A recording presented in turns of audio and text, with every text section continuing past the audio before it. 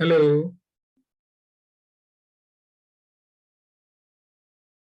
Good evening. Devansh, मेरी आवाज आ रही है आपको?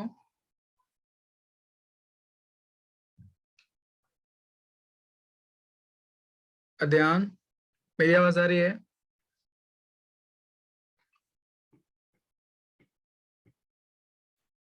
लास्ट जी क्लास सर, से आ रही है, रिलेटेड? आ रही है सर, आ रही ओके। है। लास्ट क्लास से रिलेटेड कोई डाउट?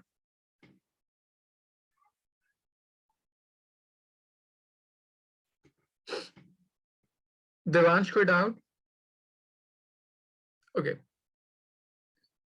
हमने stress, strain and Hooke's law and then उसके बेस पे Young's modulus, bulk modulus and shear modulus, ये सारी चीजें पढ़ ली थी।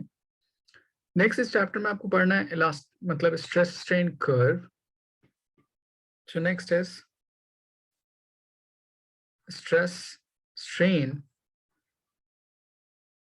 कर्व।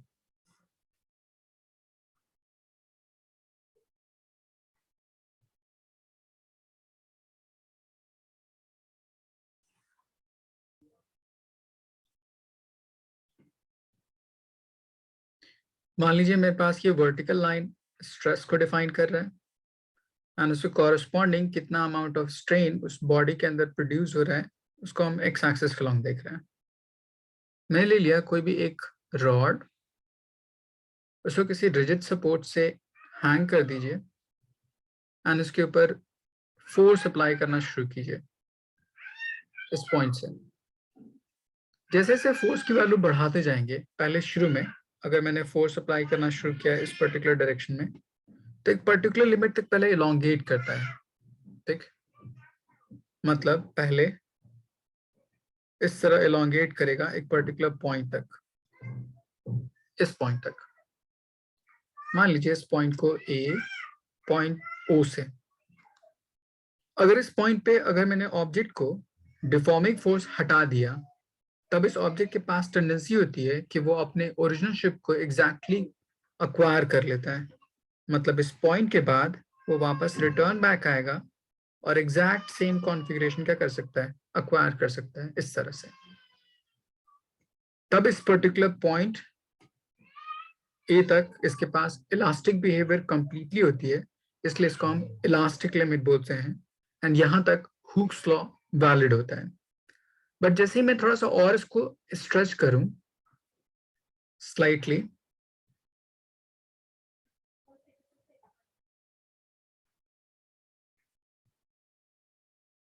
तो कुछ इस पॉइंट तक जाता है, पॉइंट बी तक। अब अगर मैं इस पर डिफॉर्मिंग फोर्स हटाता हूं तो एग्जैक्टली ओ पॉइंट पे नहीं जाता, बट स्लाइटली डिफॉर्म्ड होने के बाद कुछ इस पॉइंट तक पहुंच जाता है। यहां से यहां तक इस ऑब्जेक्ट में कुछ amount of permanent deformation present हो रहा है। इस पर्टिकुलर पार्ट को हम बोलते हैं परमानेंट सेट, परमानेंट सेट। और ये approx 1 to 2% of its total length होता है। अभी भी बी पॉइंट तक उसके पास टेंडेंसी थी कि वापस रिस्टोर करने अपने ओरिजिनल पोजीशन जाने की कोशिश करता है, बट ए से बी तक डिफॉर्मेशन होने की वजह से उसके अंदर कुछ परमानेंट डिफॉर्मेशन स्टोर्ड हो जाता है। ठीक, इसलिए एग्जैक्टली सेम कॉन्फ़िगरेशन अक्वायर नहीं कर पाता। फर्दर अगर मैं बी पॉइंट से एलोंगेट करने की कोशिश करूं तो कुछ इस पॉइंट ऐसे मूव करेगा।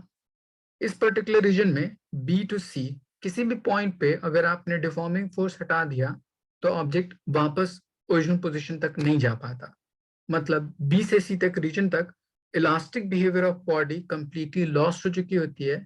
तब इस रीजन को हम बोलते हैं प्लास्टिक रीजन या प्लास्टिक लिमिट। सी पॉइंट वो पॉइंट जहां पे मैक्सिमम स्ट्रेस वो बॉडी विद होल्ड कर सकती है विदाउट ब्रेकिंग, तब उस पॉइंट सी को हम अल्टीमेट स्ट्रेस बोलते हैं। Ultimate stress. सी पॉइंट के बियॉन्ड अगर मैं फर्दर अप्लाई करूं उसके ऊपर स्ट्रेस, तो वो इस पॉइंट पे देमसेल्फ फ्लो करने लगता है एंड किसी भी एक पर्टिकुलर पॉइंट डी पे वो टूट सकता है। इसलिए सी से डी उसके पास टेंडेंसी होती है फ्लो करने की, एंड डी पॉइंट जहां पे वो ब्रेक हो सकता है, इसलिए इसको हम ब्रेकिंग पॉइंट या फ्रैक्चर पॉइंट बोलते हैं। ये पूरी कहानी समझ आई क्या क्या हो रहा है उस पर्टिकुलर रॉड के साथ? ध्यान, कुछ समझ आया क्या क्या हुआ, या फिर से मैं रिपीट करूं?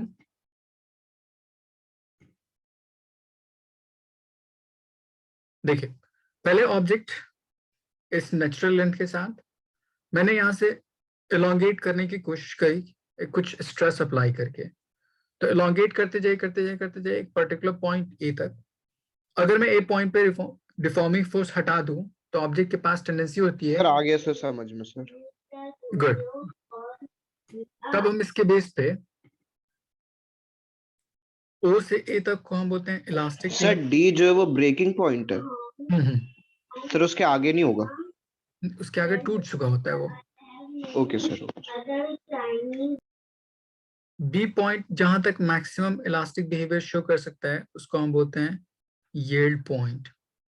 ओ से बी तक उसके पास इलास्टिक रीजन है जहां तक कि उसके अंदर रिटेन करने की एबिलिटी होती है, बट हुक्स लॉ और सर सिर्फ ओ ओ से से ए ए तक तक क्या है? हुक्स लॉ एप्लीकेबल होता है। कौन सा law sir? Hooke's law last class में अच्छा बताया था अच्छा, मैंने। हाँ sir, Hooke's law, Hooke's law. Okay sir. तो हम यहाँ डिफाइन करते हैं पहला ओ से ए तक के लिए, if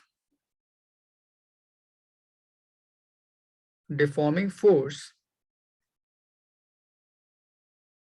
is removed, then object will acquire its exact configuration. इसी पर्टिकुलर रीजन में हुक्स लॉ वैलिड होता है। Hooke's law is valid in this region. Next define करते हैं हम लोग ए से बी तक।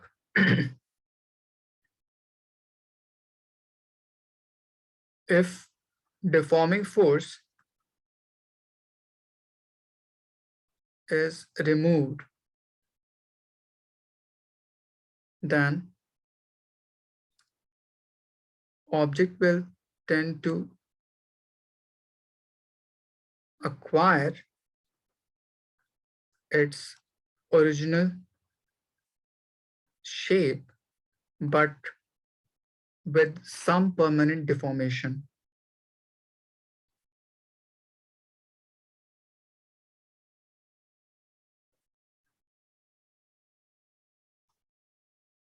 जिसको हम परमानेंट सेट बोलते हैं।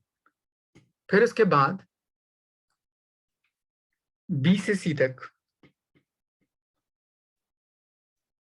If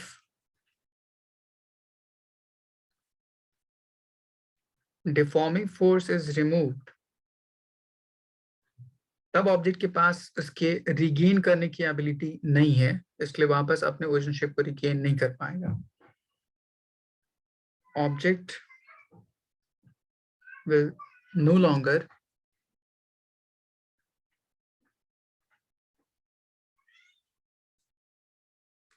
have elastic behavior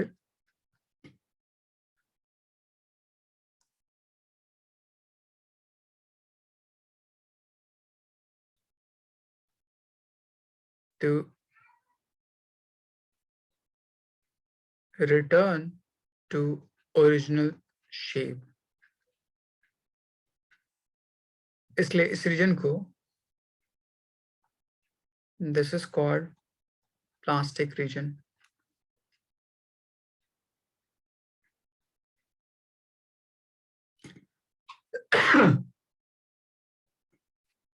next होता है आपके पास C to D. On applying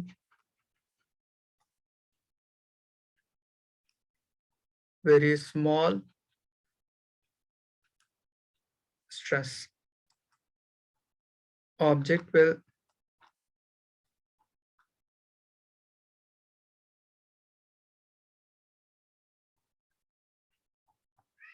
itself start flowing and break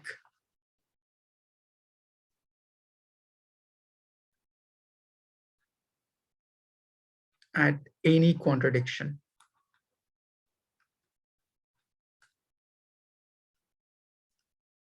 मतलब इस पॉइंट पे ऑब्जेक्ट का जो शेप होता है वो कुछ ऐसा होता है।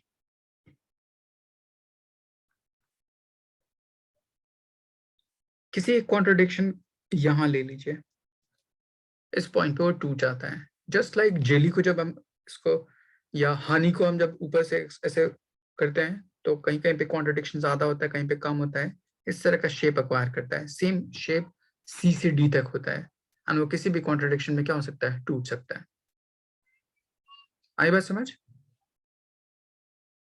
Yes sir. ओके, यहाँ तक इसको नोट डाउन कर लीजिए। आपको जब प्लॉट करने के लिए आए ग्राफ एंड एक्सप्लेन करने के लिए, तो आप इन सारे टर्म्स को एक्सप्लेन करिएगा।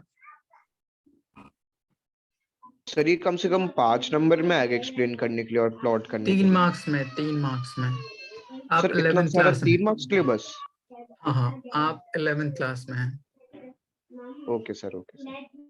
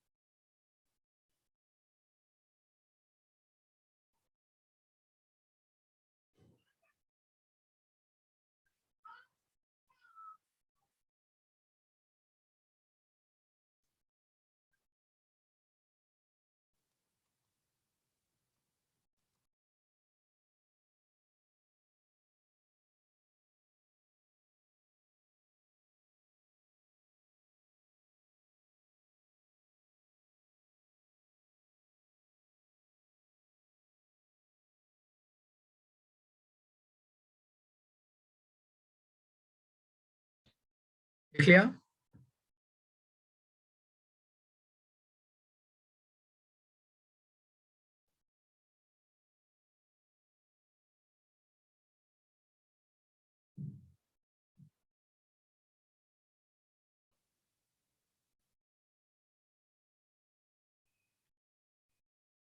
आशीष, मेरी आवाज आपको आ रही है? आरुषि?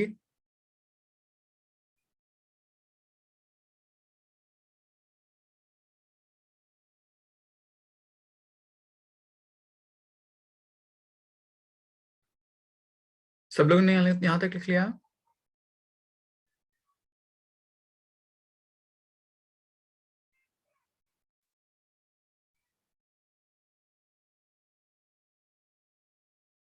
Yes sir. ओके, आशीष, आरुषि, आप लोग स्क्रीनशॉट ले लीजिए। Okay, good. अब देखिए, इस पर्टिकुलर पार्ट से आपको क्वेश्चन क्या क्या पूछेगा। 2 क्वेश्चन आपसे पूछ सकता है। पहला क्वेश्चन पता है कि उसके यंग्स मॉडुलस या मॉडुलस ऑफ लास्ट डिफाइन कीजिए इस ग्राफ से रिलेटेड। दूसरा क्वेश्चन होता है उसके बिहेवियर के बेस पे। आपने क्लास 10th में कुछ टर्म पढ़े होंगे, एक डक्टिलिटी, एक मेलिबिलिटी और एक ब्रिटल। ये 3 टर्म पढ़े होंगे। सब पढ़ा है sir. Ductile, malleable and brittle. कुछ याद है क्या क्या होता था ये तीनों टर्म? सब मेटल्स को वायर्स में ड्रॉ करने वाला डक्टाइल होता है, उनकी प्रॉपर्टी होती है मेटल्स की। गुड। malleable? और सब मेटल्स को मतलब फॉइल में जैसे सिल्वर फॉइल है उसमें बीटन डाउन करने को मेलिएबल कहते हैं। Thin sheets. And yes sir. Brittle? Sir non metals की प्रॉपर्टी होती है ब्रिटल। उसमें क्या होता है? सर ये वाला याद नहीं। जैसे मेरे पास कांच की कोई ग्लास है, उसको थोड़ा सा भी अगर हिट करोगे तो क्या हो सकता है वो? सर वो टूट सकता है। टूट जाता है फ्रेगमेंट में, मतलब वो डिफॉर्म नहीं हो यस सर। सकता। ठीक, इस प्रॉपर्टी को ब्रिटल नेचर बोलते हैं। तो ये तीनों प्रॉपर्टी इस ग्राफ के बेस पे हम कैसे डिफाइन करते हैं? तो देखिए यहाँ पे एक रीजन है बी से सी तक, प्लास्टिक रीजन। तो जितना प्लास्टिक रीजन ऑफ सब्सटेंस ज्यादा होता है, उतना उसके पास डक्टिलिटी ज्यादा होगी, मेलिबिलिटी ज्यादा होगी, एंड ब्रिटल नेचर उतना कम होगा। ठीक, आई बात समझ? तो ये यस। तीनों प्रॉपर्टी हम डिफाइन कर सकते हैं उसके प्लास्टिक रीजन के बेस पे। Greater the plastic region, object will have greater ductility, malleability. ये दोनों प्लास्टिक रीजन के डायरेक्टली प्रोपोर्शनल होता है। And brittle nature inversely proportional to plastic region. ठीक, तो ये उसकी कैरेक्टरिस्टिक डिफाइन करता है। दूसरा मैंने पीछे डिफाइन किया, ओ से ए तक वो रीजन जहां तक हुक्स लॉ एप्लीकेबल होता है। हुक्स लॉ जब एप्लीकेबल होता है तो उसके लिए हम लोग मॉडुलस ऑफ इलास्टिसिटी डिफाइन करते हैं स्ट्रेस स्ट्रेन कर्व के स्लोप के बेस पे। तो ओ से ए तक के लाइन का स्लोप कैलकुलेट कीजिए। जितना स्लोप ज्यादा होगा उसकी मॉडुलस ऑफ इलास्टिसिटी जितनी ज्यादा होगी, वो उतना ज्यादा इलास्टिक मटेरियल होगा। ठीक, तब इसके बेस पे आपको कोई क्वेश्चन ऐसे पूछ सकता है,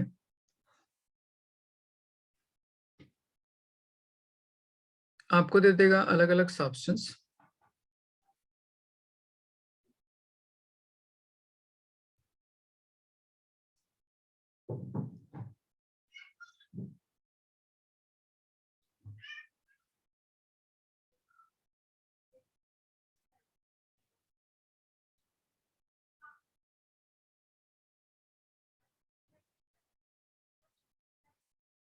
ये मान लीजिए सब्सटेंस ए के लिए है,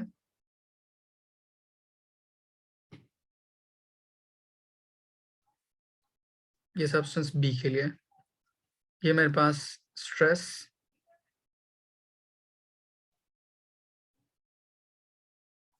स्ट्रेन ग्राफ।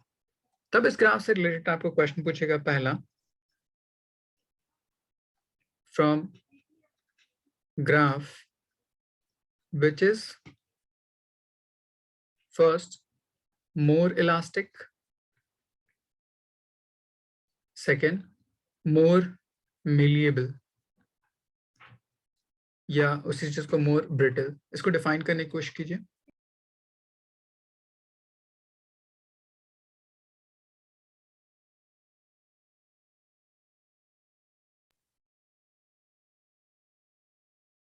आशीष कैसे सोचेंगे इस बात को?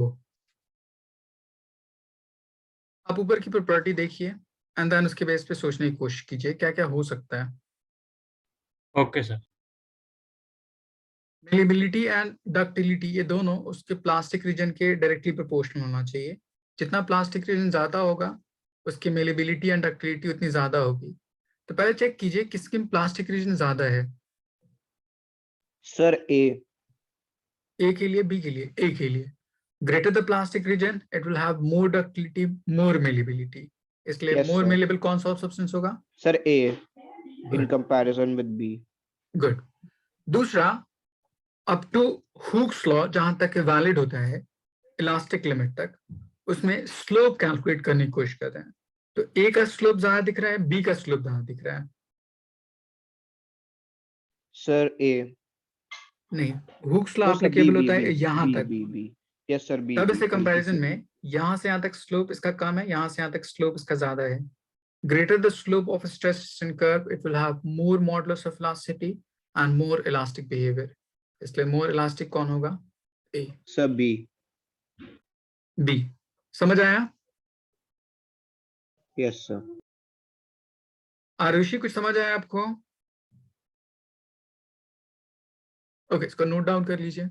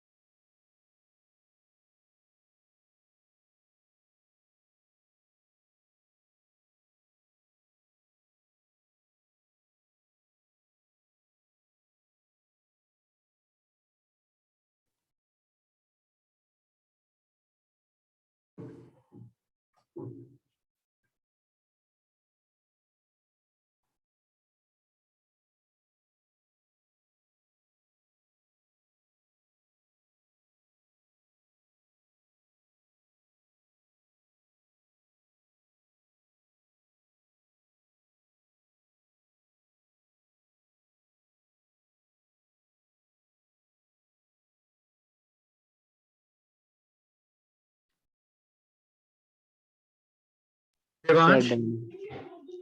ओके, देवांश लिख लिया आपने? आशीष लिख लिया?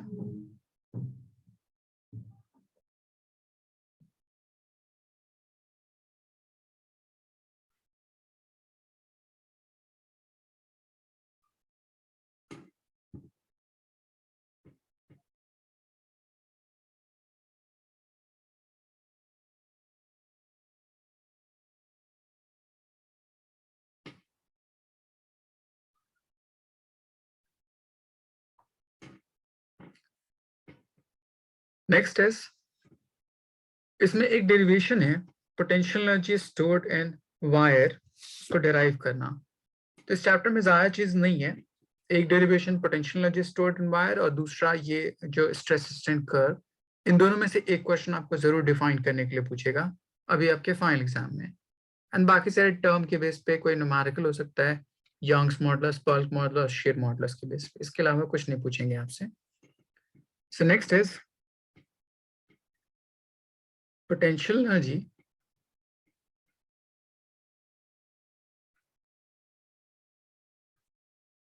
stored in wire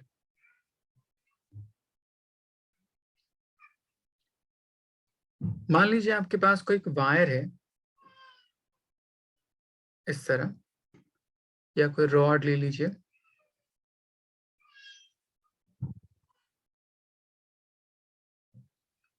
इसको इलोंगेट करना है अपने ओरिजिनल पोजीशन से,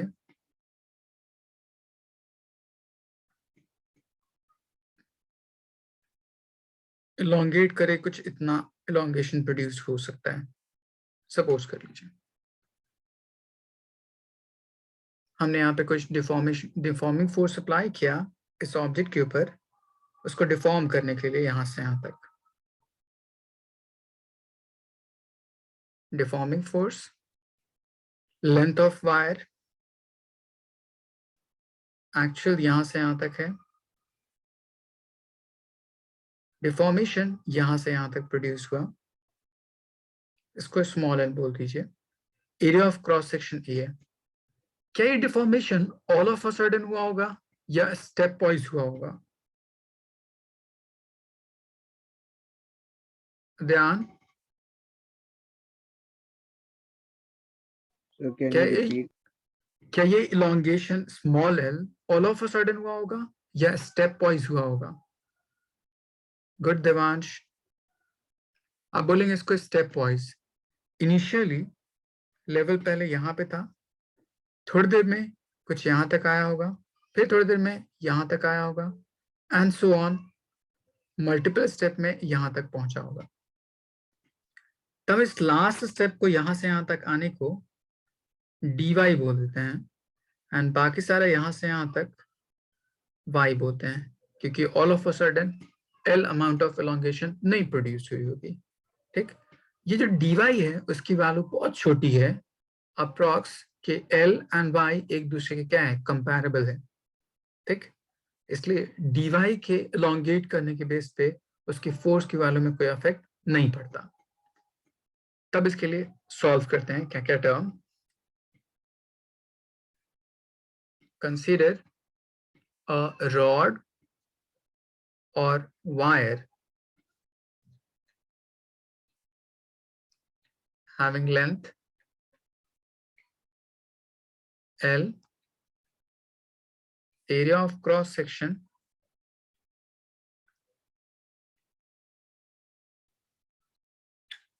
A। तब इसको इलोंगेट किया, तो इलोंगेट करने के बेस पे हम फोर्स डिफाइन करते हैं। तब देखिए फोर्स कितना होगा, Young's modulus equals to stress divide by strain, stress force divide by area, strain is change in length to the original length. So यहाँ से फोर्स की वैल्यू निकलू, F is equals to YA divide by L times small y। इतना amount of force इसके ऊपर act करता होगा y amount of deformation produce करने के लिए। यहां तक कोई डाउट?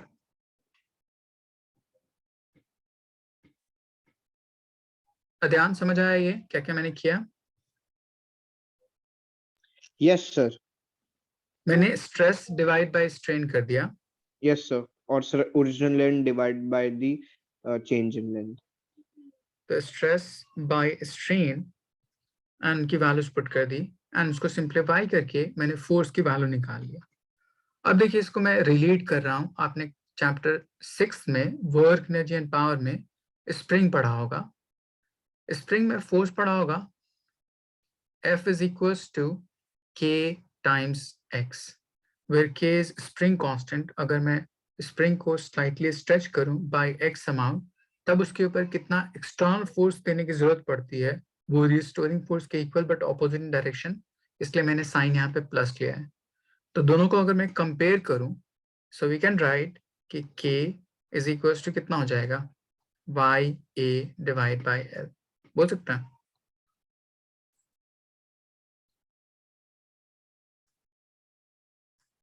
स्प्रिंग और फोर्स कांस्टेंट। देवांश समझ आया ये? Yes sir. ओके, अब इस फोर्स के बेस पे उसको इलोंगेट कर रहे हैं बाय डी वाई अमाउंट, तो इसके बेस पे कुछ वर्क डन करने की जरूरत पड़ेगी, क्योंकि हम यहाँ पे वर्क डन, एक स्प्रिंग की तरह ये रॉड बिहेव कर रहा है, इसलिए इसके पास कुछ स्प्रिंग कांस्टेंट के है इतना। तो अगर मैं उसको इलोंगेट करूं बाय डी वाई अमाउंट, तो हमें कुछ एक्सटर्नल वर्क डन की जरूरत पड़ेगी, एक्सटर्नल एजेंसी की इसके ऊपर वर्क डन करने की, to elongate it by d y amount. आपने पढ़ा होगा 6 चैप्टर में conservative force and non conservative force पढ़ा था। यस सर, कंजर्वेटिव फोर्स किसको बोलते हैं?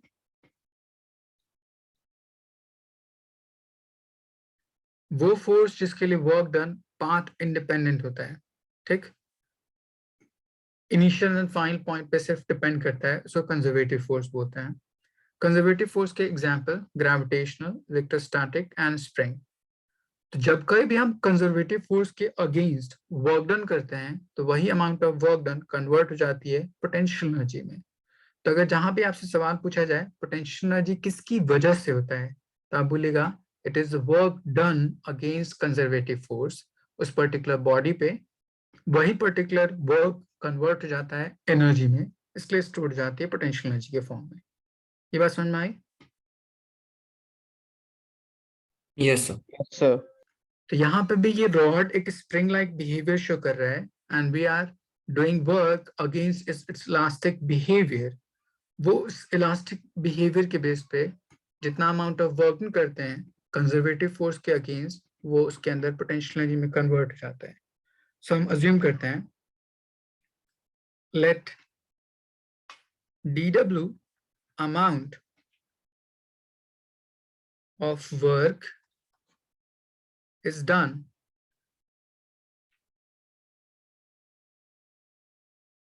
to displace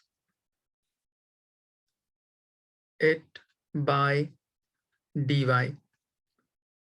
Work done equals to force into displacement, integration, integration। तो लेफ्ट साइड जितना अमाउंट ऑफ वर्क करते हैं वो कन्वर्ट हो जाता है एनर्जी में, उसको बोलते हैं पोटेंशियल एनर्जी। फोर्स की वैल्यू आपके पास है Y A divide by L into Y times d y integration. ये जो y है उसकी वैल्यू कहां से कहां तक चेंज करेगी, from initial limit 0 to final limit l। इस पॉइंट पे यहां से स्टार्ट कर रहे हैं, तो यहाँ पे y की वैल्यू 0 है एंड फाइनली y की वैल्यू l तक, इसीलिए इसकी लिमिट ऑफ इंटीग्रेशन 0 से l तक। अब देखिए यहाँ पे y पे पावर कितना है 1, तो इंटीग्रेट करिएगा, so u is equals to capital Y a divide by l constant है, यहाँ पे y पे पावर 1, तो उसका इंटीग्रेशन हो जाएगा y square divide by 2 limit 0 से l तक। इसको सिंप्लीफाई कर लीजिए, y a divide by 2 times of l, y की जगह पे upper limit l and lower limit 0, तो ये वैल्यू हो जाएगी l स्क्वायर माइनस 0 स्क्वायर, मतलब half y a divide by l into L square. आशीष, ये कुछ समझ आया आपको क्या क्या मैंने किया?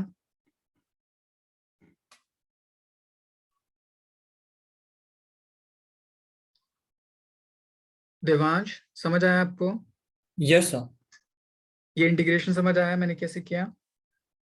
Yes, sir. ओके, इसको नोट डाउन करिए, फिर मैं इसका और सिंप्लीफाइड वर्जन बताता हूँ.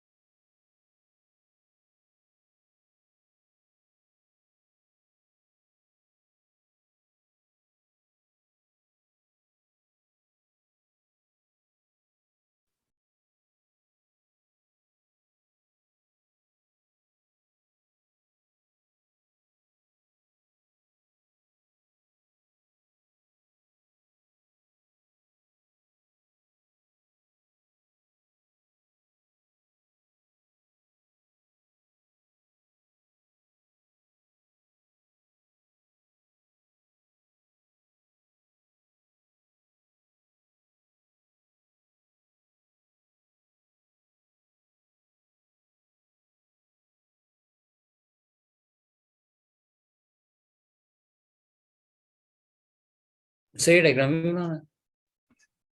जी,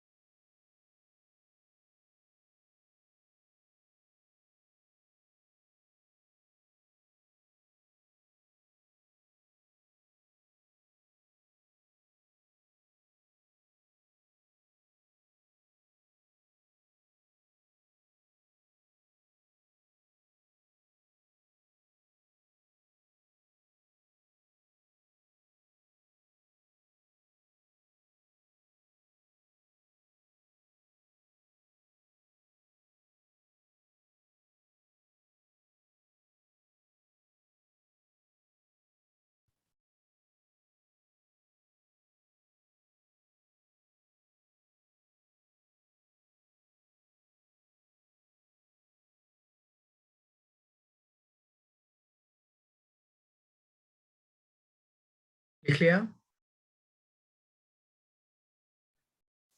Yes, sir. आशीष, कोई डाउट?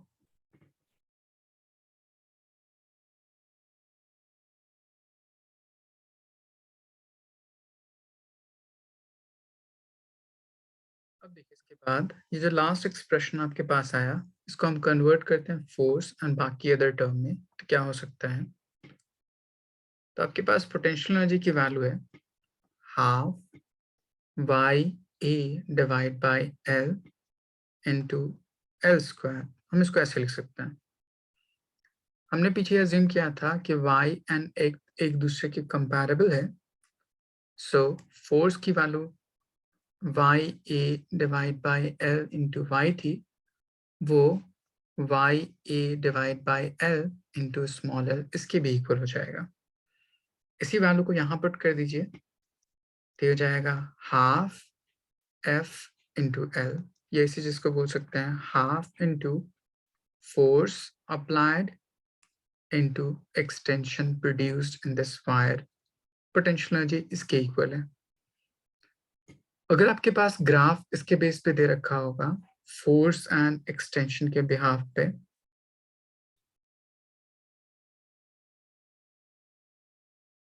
सपोज कर लीजिए ये फोर्स है और ये आपका एक्सटेंशन एल एक्स वाई कुछ भी दे रखा हो, तब इससे रिलेटेड जो ग्राफ होगा, ग्राफ स्ट्रेट भी हो सकता है, किसी भी तरह का हो सकता है, तब इस ग्राफ का जो एरिया होगा उस एरिया कैलकुलेट कीजिएगा तो पोटेंशियल एनर्जी के इक्वल हो जाएगा।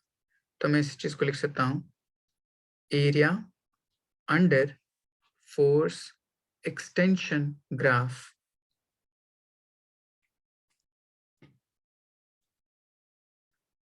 it will define you potential energy stored in this wire। ये फर्स्ट पार्ट हुआ। अब इसी चीज को हम कन्वर्ट करते हैं एक दूसरे क्वांटिटी में, तो उसको बोलते हैं हम लोग energy stored per unit volume, या उसी चीज को बोलते हैं एनर्जी डेंसिटी। तो एक नेक्स्ट टर्म होता है एनर्जी डेंसिटी। जैसे हमारे पास एनर्जी थी स्टोर्ड U, तो energy divide by its volume, तब इसको हम बोलते हैं एनर्जी डेंसिटी। इसको डिनोट करते हैं स्मॉल u से, which is energy divide by its volume. Energy की वैल्यू हमने ऊपर कैलकुलेट कर ली, half force into extension. Volume of wire या रॉड एरिया इनटू लेंथ हो सकता है। अब इस टर्म में पहली क्वांटिटी जो है F बाई ए एंड दूसरी क्वांटिटी है L बाई एल। ये दोनों किसी गिवन क्वांटिटी को डिफाइन करता है। देवांश F बाई ए को हम क्या बोलते हैं? Sorry sir. F by A को क्या बोलते हैं? Force Mass. Per unit area. Deforming force per unit area, इसको क्या बोलते हैं? No idea sir. Last class में मैंने पढ़ाया था, स्ट्रेस बोलते हैं।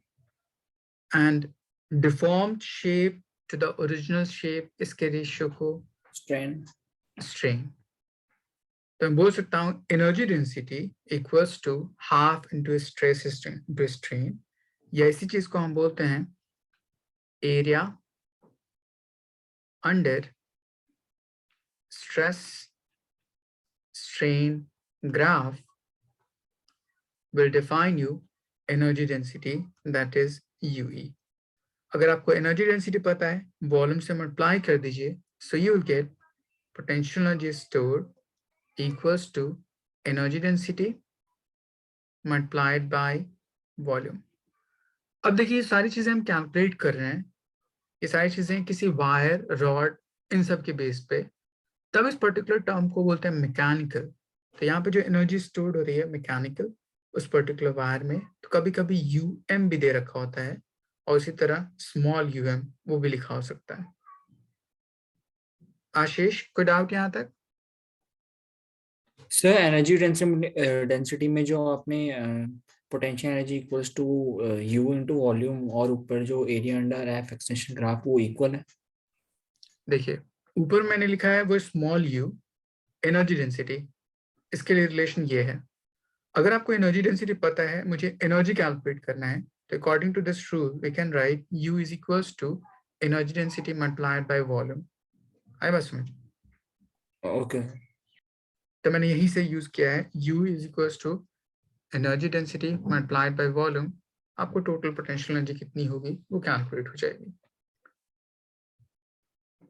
तो आपको ये डेरिवेशन आपको आएगा डिराइव करने के लिए, एंड देन इसके बेस पे न्यूमेरिकल हो सकता है।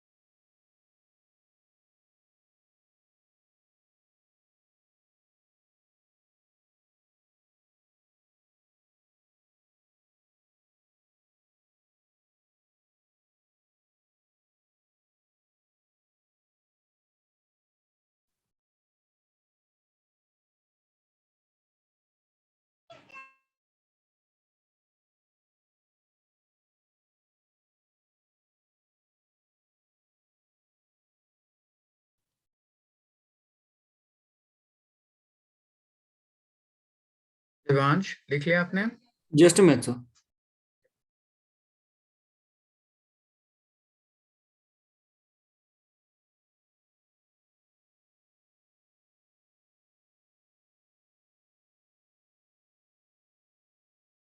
आप लोग के फाइनल एग्जाम कब है expected?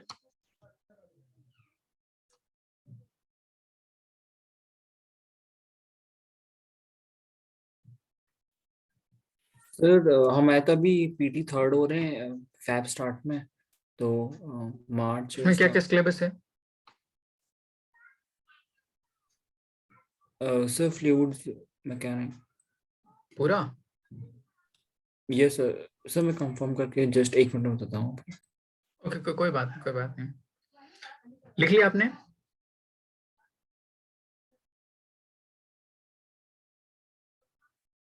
Yes sir.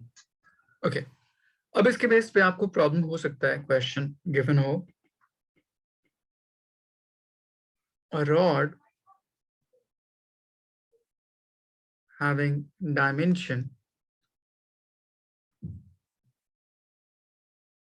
2 mm square cross 3 meter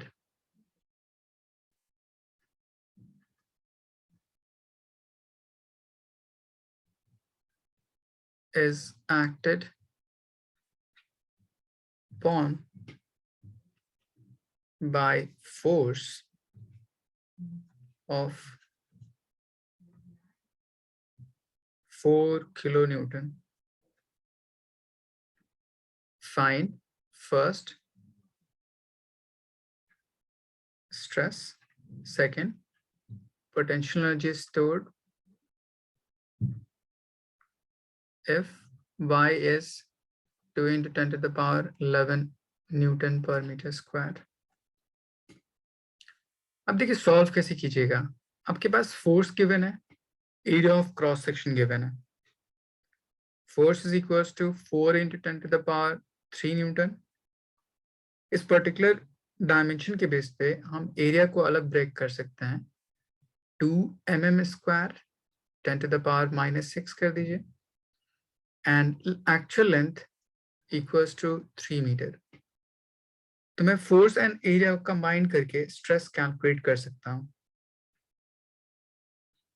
force divide by area.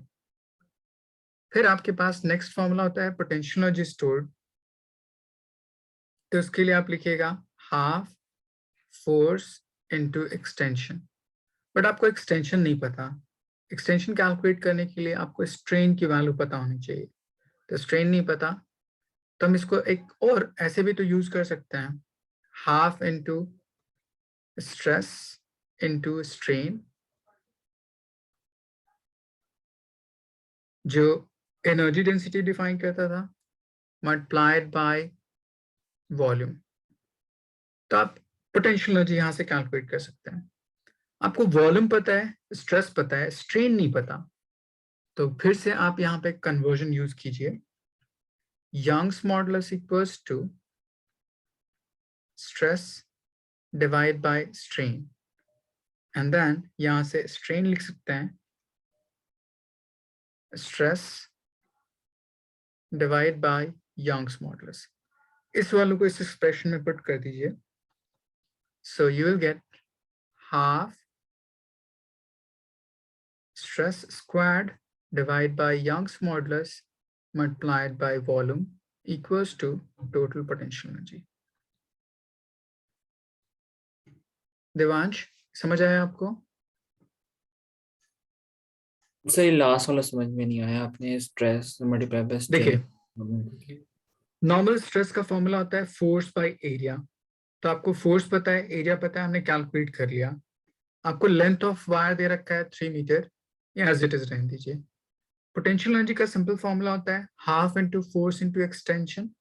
तो आपको एक्सटेंशन कितना है वो कैलकुलेट करना है. तो उसके लिए पहले आपको स्ट्रेन पता होना चाहिए. तो आपको स्ट्रेन भी नहीं पता है. तो it is better to write this particular formula in terms of stress and strain. तब मैंने ये फॉर्मूला यूज किया. Potential energy equals to energy density multiplied by volume. और यू की वैल्यू कितनी थी? इतनी. u is equals to this particular quantity. इसलिए half stress into strain multiplied by volume potential energy हो जाएगी. तो मैंने वो लिख लिया.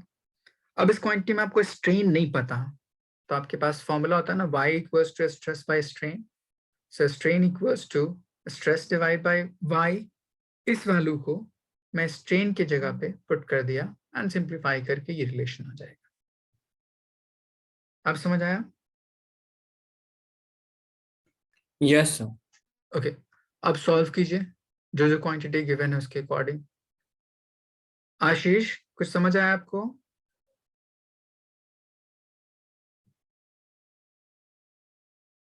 सर मेरा सिस्टम हैंग कर गया था.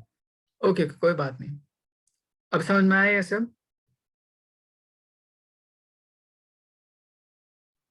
Yes sir.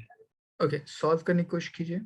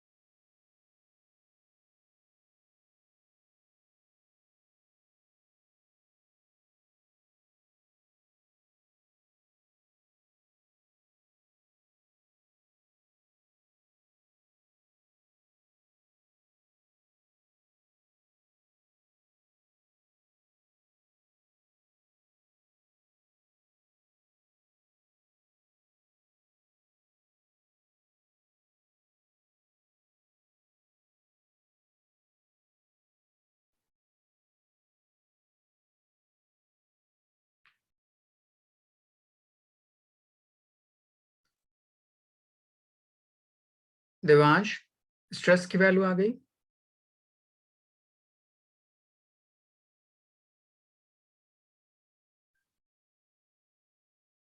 जी सुमित।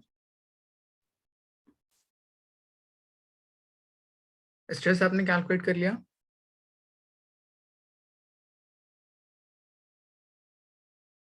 Yes sir. ओके, कितना आंसर आया?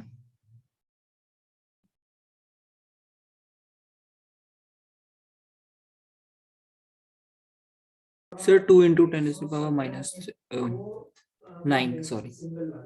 -9 +9, So plus 9. Good. Newton per meter square. Volume हम कैलकुलेट कर सकते हैं, Yes. Area into length. Young's modulus हमें दे रखा है, सारी वैल्यूज को पुट करिए, पोटेंशियल एनर्जी फाइंड आउट कीजिए।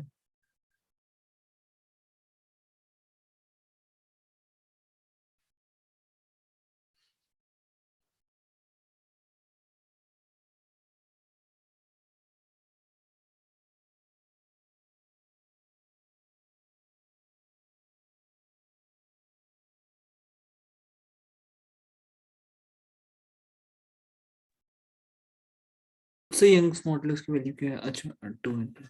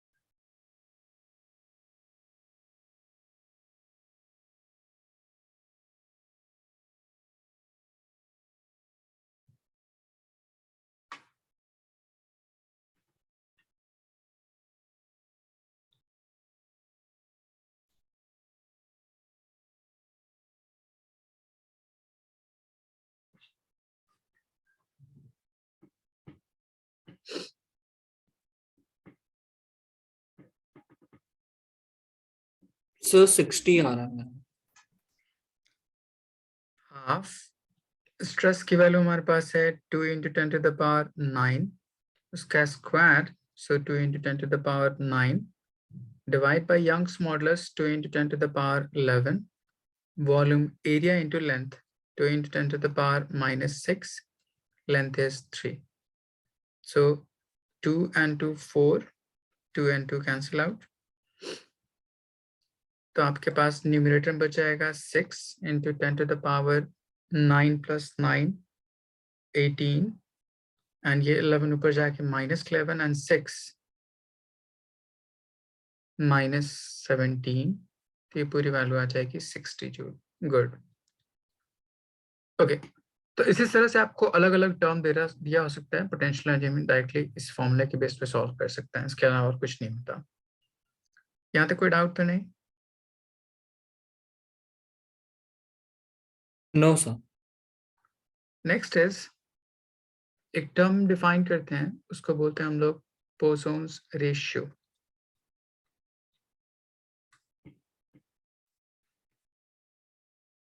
जैसे आपके पास कोई एक रॉड है इस तरह, उसको मैंने किसी एक सपोर्ट से हैंग कर दिया, अगर मैं उसके अंदर इलोंगेशन प्रोड्यूस करता हूँ, ठीक है, यहाँ से इलोंगेट करने की कोशिश किया इसको, तो इलोंगेशन करते वक्त उसकी विड्थ, उसमें भी क्या आता है, चेंज आता है, ऐसा बोल सकते हैं ना। मान लीजिए मेरे पास रॉड, उसकी अपनी पहले कुछ लेंथ थी, यहाँ से यहाँ तक कितना L, बट अगर मैं फर्दर उसको इलोंगेट करने की कोशिश करूँ यहाँ से यहाँ तक, तो अगर वो इलोंगेट करता है तो उसकी विड्थ में चेंज आता है पहले से, पहले विड्थ रही होगी कुछ यहाँ से यहाँ तक, इस विड्थ को डायमीटर मान लीजिए d, तो अब जो मेरे पास विड्थ है यहाँ से यहाँ तक, उसकी वैल्यू पहले से कम हो चुकी होगी d माइनस डेल्टा डी। आया समझ? Yes sir. ओके, अब इस पर्टिकुलर ऑब्जेक्ट के लिए दो तरह का डिफॉर्मेशन हो रहा है, एक उसके लेंथ में जो कि एलोंगेट कर रही है, और एक उसके विड्थ में जो कि डिक्रीज हो रही है। तो लेंथ के लॉन्ग एलोंगेशन को हम स्ट्रेन बोलते हैं, लेंथ के लॉन्ग तो उसको बोलते हैं हम लोग longitudinal strain.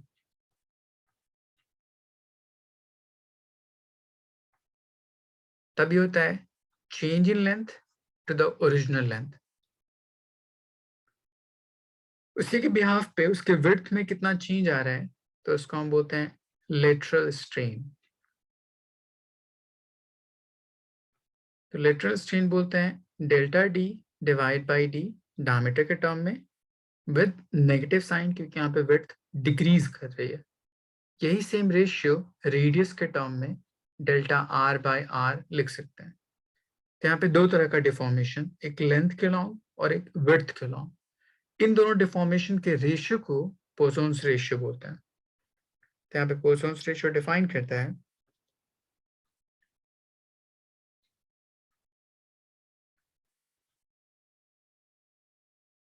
lateral strain divided by longitudinal strain. Poisson's ratio denote करते हैं हम सिग्मा से। लेटरल स्ट्रेन उसकी वैल्यू थी delta d divide by d with negative sign, या delta l divide by l. इसी पर्टिकुलर टर्म को लिख सकते हैं रेडियस के टर्म में divide by delta l by l. यहाँ तक कोई डाउट? सर आपने वो वहाँ पे लेटरल स्ट्रेन में डेल्टा माइनस डेल्टा आर अपन आर लिखा। हाँ हाँ, देखिए सर डायमीटर में चेंज होगा, वही उसके रेडियस में भी चेंज होगा। Okay sir. उस देखिए कैसे मैं बताता हूँ। D for diameter. Hmm. Yes समझ गया। देखिए जैसे मेरे पास रेडियस एंड डायमीटर के बीच में रिलेशन होता है, diameter is equals to twice of radius. तो अगर यस मैं एरर मेथड यूज करूं डायमीटर पे पावर 1, सो इसका एरर मेथड हो जाएगा delta D by D. Two being constant term coefficient है, उसको हम नेग्लेक्ट कर देते हैं, तो आर पे पावर 1 है, तो हो जाएगा कितना डेल्टा आर बाई आर। तो फ्रैक्शनल चेंज जितना रेडियस में होता है उतना ही फ्रैक्शनल चेंज डायमीटर में होता है, दोनों एक दूसरे के इक्वल होता है, इसलिए मैं डायरेक्टली दोनों को इक्वल कर दिया। Okay sir. एज यस अब ये चूंकि दोनों जो क्वांटिटी है, लेटरल स्ट्रेन या लॉन्गिट्यूडनल स्ट्रेन, स्ट्रेन है और स्ट्रेन यूनिटलेस क्वांटिटी होती है, तो ये रेशियो ऑफ दो यूनिटलेस क्वांटिटी, इसीलिए फर्दर ये भी क्या होगा, एक यूनिटलेस टर्म होगा। तो आप बोलेगा Poisson's ratio is unitless quantity. अब इसकी वैल्यू कितनी हो सकती है? ठीक, फॉर रिजिड बॉडी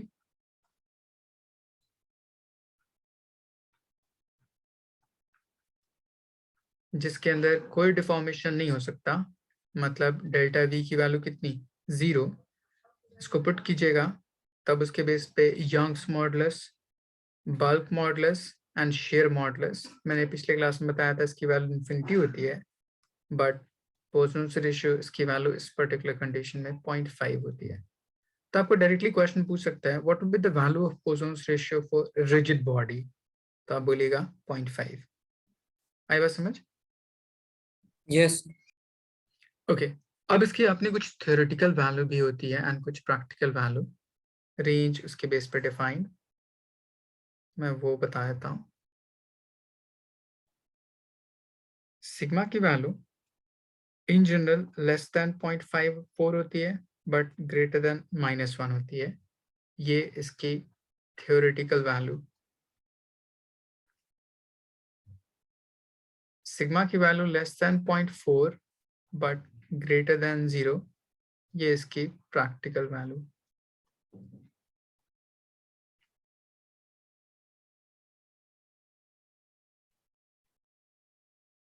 तो ये रेंज कभी कभी पूछ सकता है। यहाँ तक कोई डाउट? No sir. ओके, इसको नोट डाउन कर लीजिए।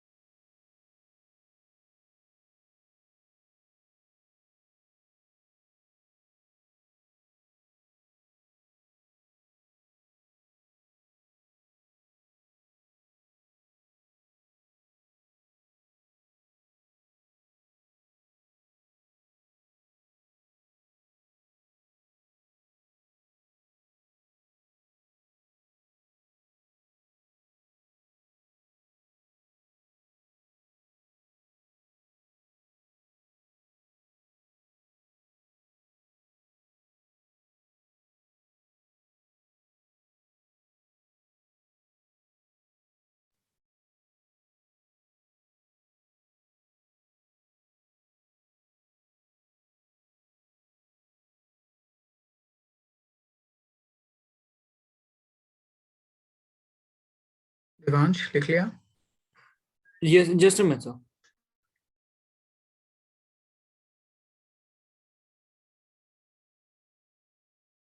Yes sir, done. अब इससे रिलेटेड कुछ क्वेश्चन आपसे पूछ सकते हैं। जितनी सारी चीजें हमने डिफाइन की आपके अपकमिंग एग्जाम में, पहला क्वेश्चन पूछेगा, define which is more elastic। पहला पूछ सकते हैं आपको स्टील एंड रबर, इसमें दूसरा पूछ सकता है वाटर एंड गैस। तो आप इसको कैसे प्रूव करिएगा मैथमेटिकली? देखिए मैं आपको करके दिखाता हूँ। आप पहले बोलिए कि equal length of steel and rubber किसी एक पर्टिकुलर सपोर्ट के साथ कनेक्ट कर दीजिए। तो मैंने क्या किया, रबर लिया एंड स्टील लिया इक्वल लेंथ, एक ये एंड एक ये, इक्वल डायमेंशन का मैंने ले लिया सपोर्ट से। अब मैं बोलूं अगर मैं सेम डिफॉर्मिंग फोर्स अप्लाई करूं दोनों ऑब्जेक्ट के ऊपर, इस ऑब्जेक्ट के ऊपर एंड इस ऑब्जेक्ट के ऊपर, तो अगर मैं सेम डिफॉर्मिंग फोर्स अप्लाई करूंगा तो किसमें ज्यादा डिफॉर्मेशन प्रोड्यूस होने फील कर सकते हैं आप, स्टील में या रबर में? Sir steel.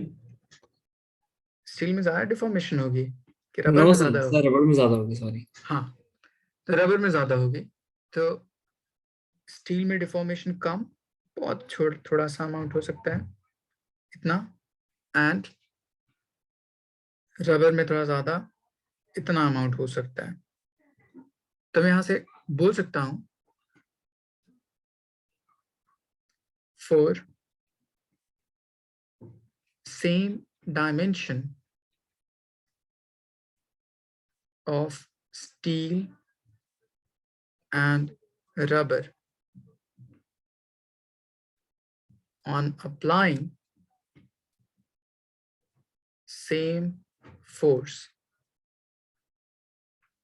extension produced in rubber will be large as compared to steel. And हम जो फॉर्मूला पढ़ते हैं यंग्स मॉडुलस का, Young's modulus equals to FL divide by A times delta L. Force भी same है, length भी same है, area भी सेम है. So Young's modulus inversely proportional to length बोल सकते हैं.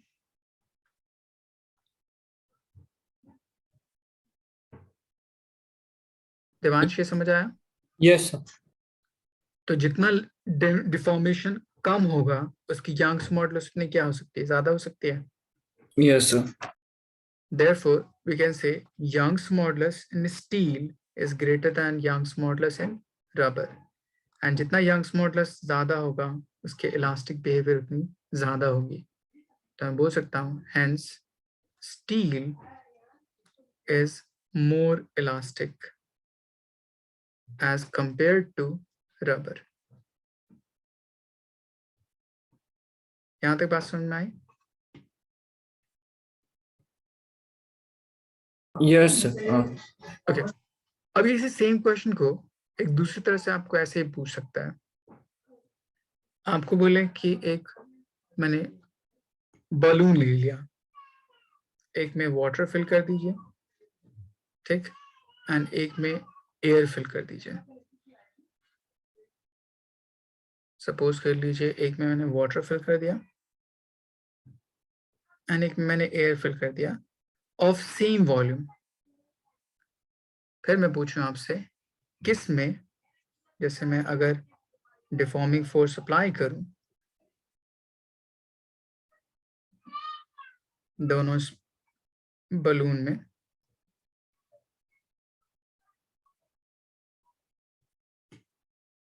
तो on applying same amount of stress on both these two balloon, एक में मेरे पास वाटर है और एक में मेरे पास गैस है, किसमें डिफॉर्मेशन आपको ज्यादा प्रोड्यूस होती दिखाई देगी, पहले वाले में दूसरे वाले में?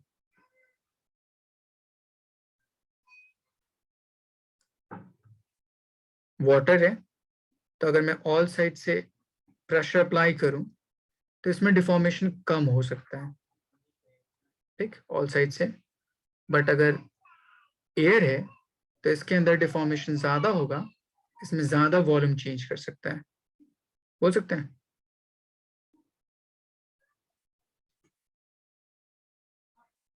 देवांश ये समझ आया? नो सर, ये नहीं हुआ. देखिए मैंने कहा कि दोनों बलून में मैंने प्रेशर अप्लाई किया, सेम प्रेशर दोनों पार्ट में, तो किस में ज्यादा वॉल्यूम डिक्रीज कर सकता है, वाटर के केस में या गैस के केस में? ज्यादा कंप्रेस आप किस में कर सकते हैं? Sir gas. गैस के कंडीशन में. तो change in volume in gas ज्यादा होगा एज कंपेयर टू वाटर के. तो यहाँ पे बोलूंगा on applying same pressure, change in volume in case of gas will be greater as compared to water, and bulk modulus inversely proportional होता है change in volume पे. तो जितना change in volume कम होगा bulk modulus उतनी क्या होगी, ज्यादा होगी. So bulk modulus of water will be greater as compared to gas. Greater the value of modulus of elasticity, it will be more elastic. Hence, water is more elastic as compared to air or gas. ये समझ आया? Yes sir. तो किसी भी pair में दे दे आपको, अगर वो सॉलिड ऑब्जेक्ट है तो इस तरह आप अप्लाई कीजिए, अगर वो फ्लूइड है तो आप इस तरह बलून का एग्जांपल लेके सॉल्व कर सकते हैं. यहाँ तक कोई डाउट? No sir.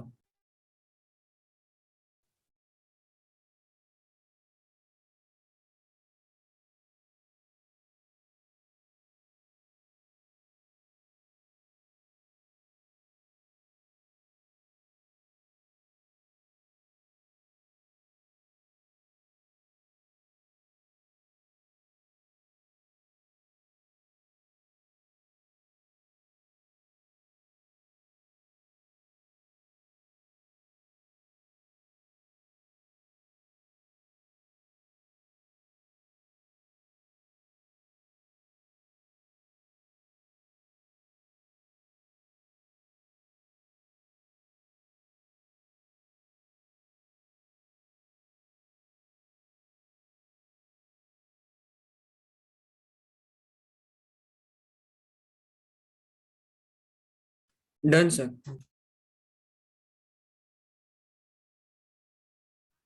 कोई डाउट यहाँ तक?